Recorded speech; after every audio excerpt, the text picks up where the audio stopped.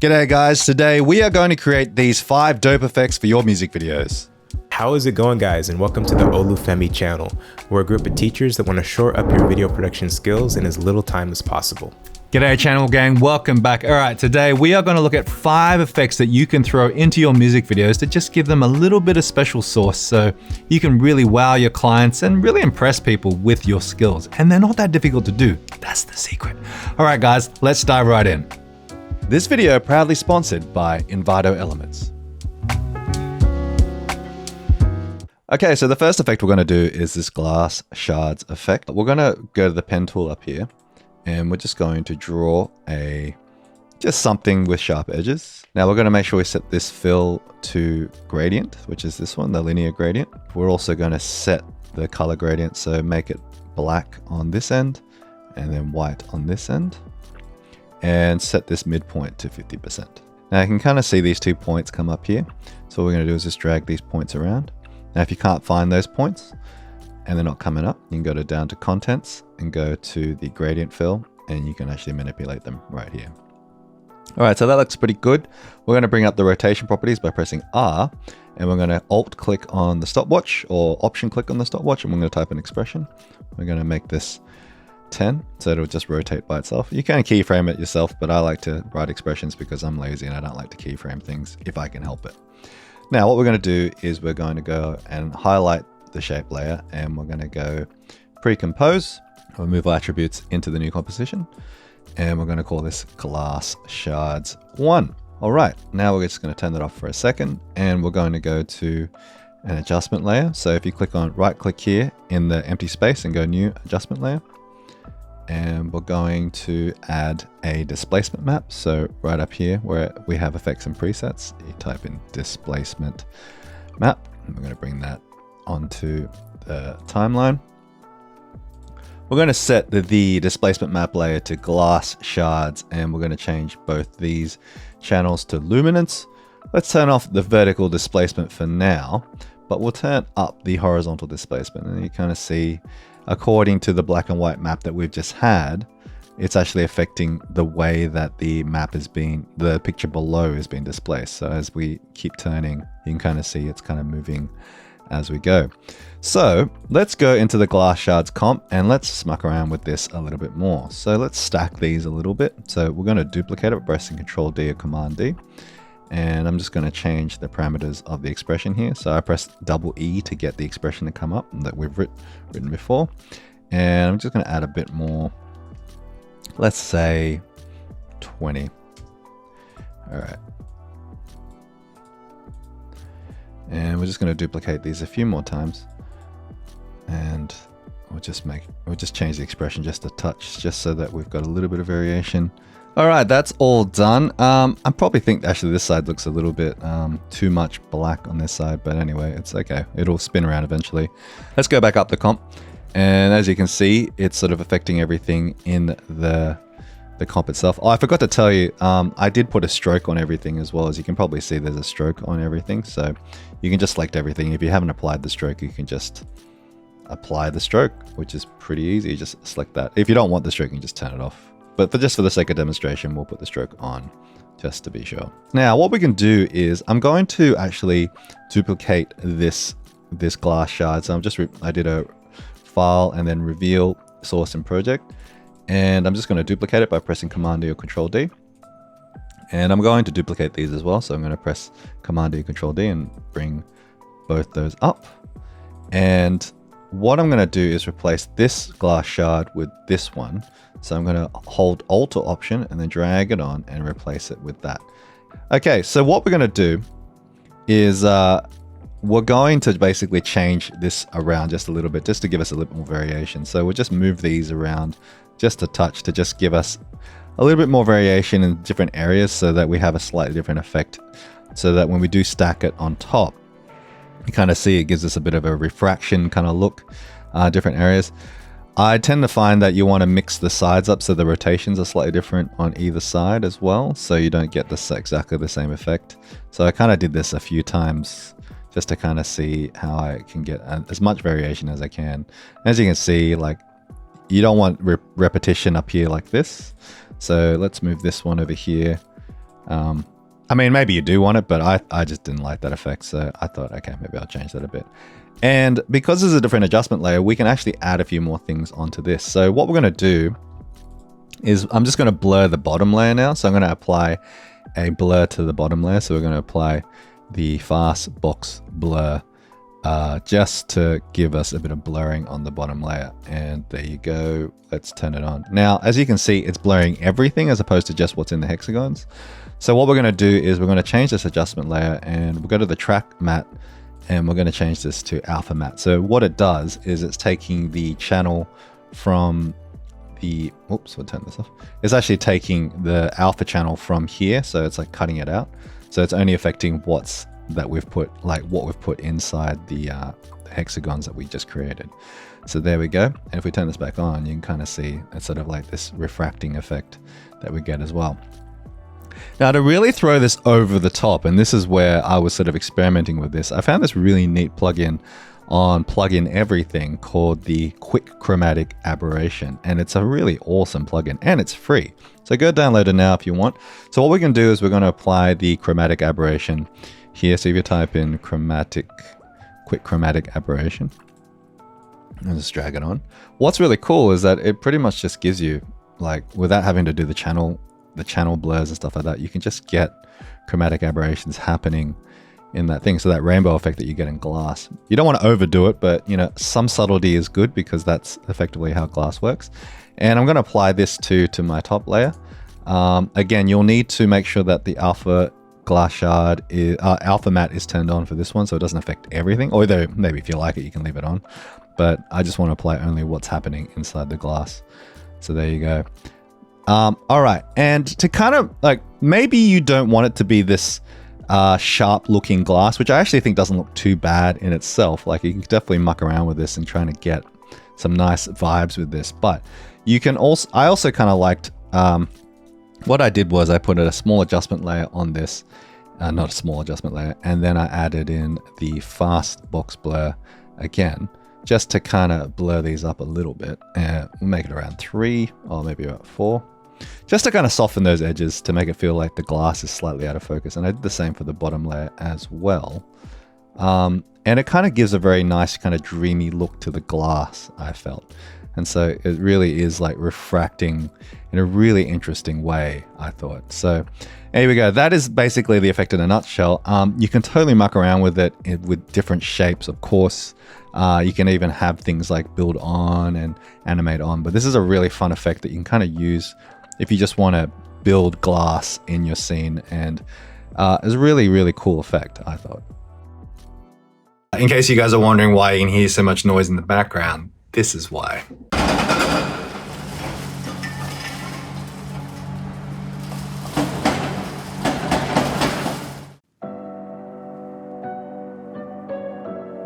Okay, the second effect we're going to go for is called Clone Wars, but basically it's just cloning an object and then making it expand out. Super easy to do, and it's super easy now that we've got Roto Brush in After Effects 2022. Let's double click on this and we'll bring this up in the source panel here. Now what we're going to do is we're going to click on this thing called the Roto Brush tool. And we're just going to go, I'm just using my mouse wheel to zoom in, but basically I'm just going to go in and just draw a line where I think the object should be. Just keep drawing lines until you cover your dude. It's pretty straightforward. There you go. I want to get the guitar in as well. Now you can kind of see here, I've actually got a little bit more than I bargained for here. So what I'm going to do is hold down Alt, and I'm going to get this red cursor come up, or Option. And I'm just going to draw in here and get rid of that. Now it's obviously gotten rid of too much. I'll just get rid of the stuff here that I don't need. There we go. It's probably getting a bit of too much. It is a very dark image, so maybe it doesn't help. That's not too bad. I'm not concerned about that thing under the arm here, but maybe we'll get a little bit of his eyes in here too. Let's zoom in just a touch to see if we can get a bit more. All right, we got everything. I think we got it. So just go through and refine as much as you can. It's not great, is it? But it will work, trust me. All right, so what we're going to do too is change this to best as well. And we're just going to go to we're going to scrub back to the first frame like this. And what will happen is that After Effects will propagate this way. And then I'm going to move the scrubber back this way and it'll propagate everything that way. to analyze the frames for us. And then we'll come right back. All right, so that's propagated through and that's fantastic. Let's have a quick look at what we got. So I'm just gonna click on the guy here and see our preview. Let's see what we got. That doesn't look too bad. He looks pretty isolated. It's not perfect, but you know, for the most part, he is cut out. You can tweak it as you like, but I'm actually just gonna freeze it for now. So we're just gonna click on freeze and I'll see you back in a second. You've frozen your thing. All right, that's fantastic. All right, now what we're gonna do is we're gonna go back to the composition up here. And we're gonna click there. Now I'm just gonna duplicate this layer and have the layer below. We're just gonna delete the rotor brush layer, rotor brush effect. So now we've just got it. We've got the background, and we've got a background, and we've got the isolated image as well. And this is this easy part. Once you've done the rotor brushing, it's pretty easy. So what we're gonna do is we're just gonna jump forward here, and we're just gonna duplicate this. And on the layer below, I'm just gonna drag this all the way to this edge. You can hold down Shift if you want it to snap to that edge. And then what we're going to do is we're going to bring up the properties for the position, press P, set a keyframe, and we're going to go out to this section, maybe about just a couple of frames under a second, basically. And we're just going to, if you can't see the boundaries, you can click this here. I like to see this. And what we're going to do is we're going to drag this out to here. And press your favorite easy ease on there if you like. Press F9. And then that's just one. Now we're going to do the same for the other side. So I'm just going to drag the second keyframe here and drag them to the other side because it starts at the same place. So there we go.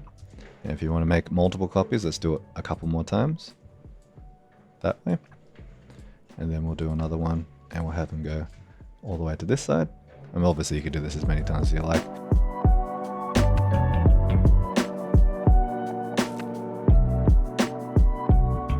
All right, this next effect is actually a really great way to open a scene. You can introduce the artist name here and then zoom into the text to reveal your awesome aerial shot, which if you don't have one, you can totally get one from Envato Elements. I'm not really a shooter, so I tend to have to get a lot of stock footage for the jobs that I do. You might be a shooter, so maybe that's not for you. So maybe graphics is more something that you're looking for. If you're looking for just like video templates that just kind of help you out, and you just need some fancy graphics, or just like fancy graphics, let's see what comes up. And look, you've just got a whole bunch of things you can just pick from. There's title packs, kinetic titles, all these things, and you don't really have to do any work. But I'm more of a person who needs stock footage, so let's go to stock. And I like having nice sweeping drone footage, so let's type in the word drone. And we'll look for some drone footage that, you know, might be useful to what I need. And look, I don't own a drone, so this is particularly helpful for me because I don't like having to go and film stuff. I usually get other people to do that stuff for me. But the fact that people have just already done most of the work for me, it makes it infinitely easier. I mean, look at this. When am I ever going to fly a drone through something like this, which is just beautiful stuff? But in this case, I was looking for a drone shot in Korea because I've been watching a lot of Korean dramas recently. So I found this really nice shot of Jeju Island. I don't know where this is, but it looks kind of cool. And it looks very Korean. You should see the city in the background. I've been watching All of Us Are Dead. So sue me, I really love Korean dramas at the moment. All right, so we're going to drop our shot of Jeju Island onto our timeline. And we'll just scale it so it fits the comp. What we're going to do is we're going to add some text. So we'll just add our favorite YouTube channel to the video, and we'll select our font as well. We'll make it bold. I'm going to make it, doesn't really matter what color it is, but I'm just going to make it white for now. I'm going to center it as well. Make it nice and center. All right. You can make it as big or as small as you want, really. Actually, if I make this, let's try this one more time. All right, here we go. Here we go. All right, I'm gonna make this nice and big and right in the middle, right in the middle. All right, so what we're gonna do is we're going to also create a black solid. So what we're gonna do is go right, new solid, and we're gonna make this black, make it whatever color you like, but I'm just gonna pick black for now because I just think that's more cinematic. Now, what we're gonna do is we're going to go here and go select and then alpha matte invert. And there you go. What happens now is the black solid is basically saying, okay, whatever has an alpha channel, I'm just going to basically cut myself out a little window. All right. So what we're going to do is we're going to just turn the 3D layer on this track, on this layer here. If you can't see where the 3D layer is, you can come up here where it says source name, right click, go columns, and look for the 3D switch, which I think is this one. So 3D switch, it just says switches, and so just turn on the 3D layer itself. Now we are going to go to the 1 second mark and press P, and we're going to set a keyframe here, and then maybe go to about just after the 2 second mark, and we're just going to move the the Z until we basically fly through the footage itself. That's pretty much it. And then put your favorite, easing. It's a bit, it's a bit jank, it's a bit slow, but you can do it that way. I usually put an ease just to kind of make it look a little bit like it's speeding up. But there you go. Pretty easy.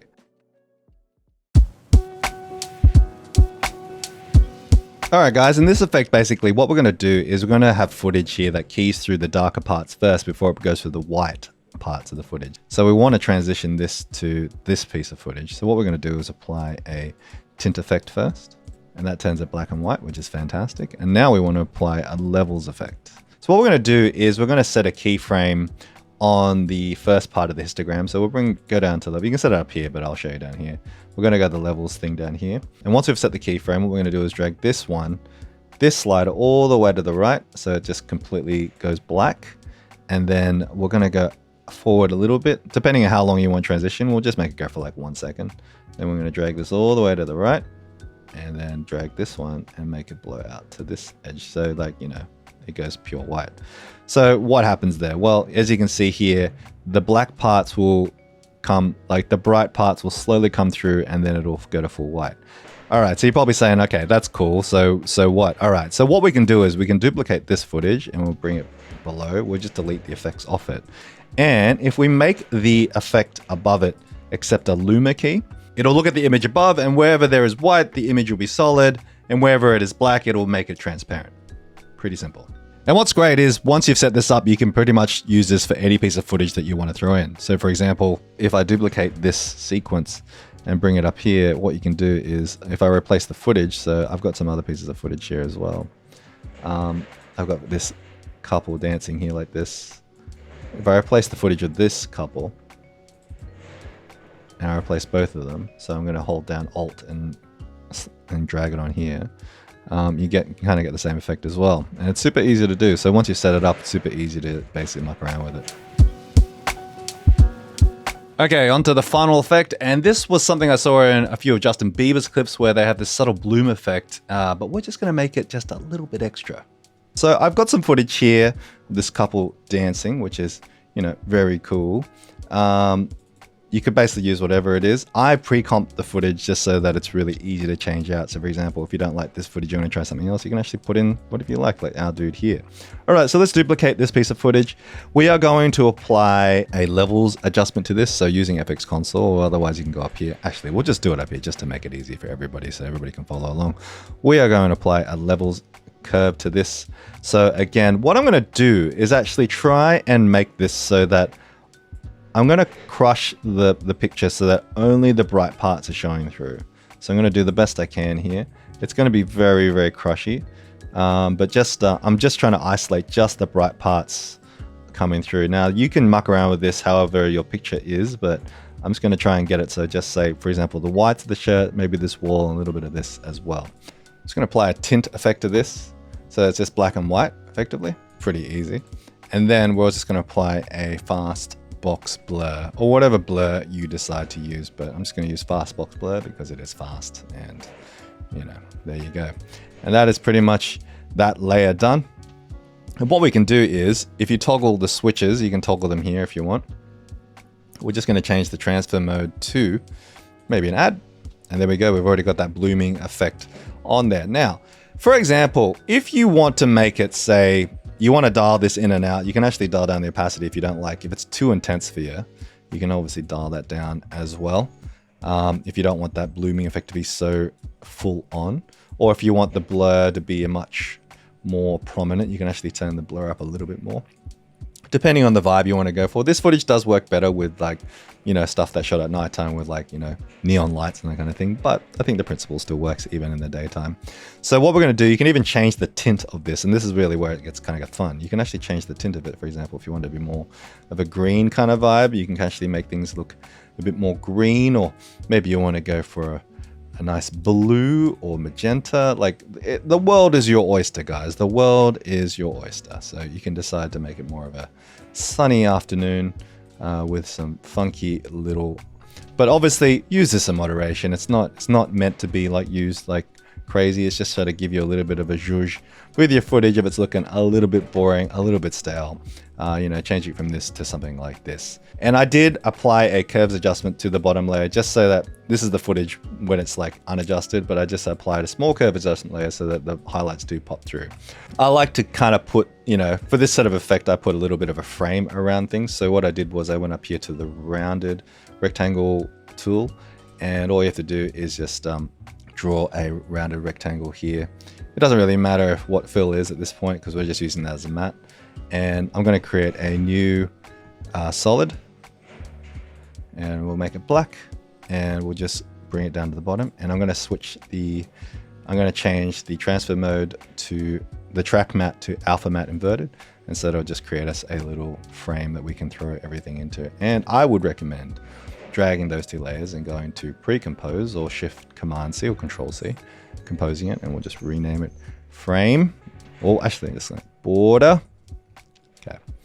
Now, just to really add things over the top, and this is just obviously the theme is just I found a new plugin and I'm going to totally use it, is we're going to add quick chromatic aberration too, because I am just, I love this effect. So we can just add it just to give a little bit of just to make it a little bit more interesting.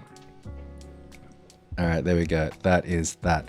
All right, guys, that is it for today. Thanks for watching the channel. And if this helped in any way, shape, or form, why not click that subscribe button right down the bottom and also smash that like. It really helps us out here on the channel. And if you want to see some more visual effects that you can use in your music videos, why not check out this other video from Herman, which is just awesome on 10 more music video effects that you can use in your music videos.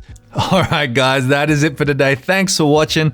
And always remember, it's better to finish than to make it perfect. Peace.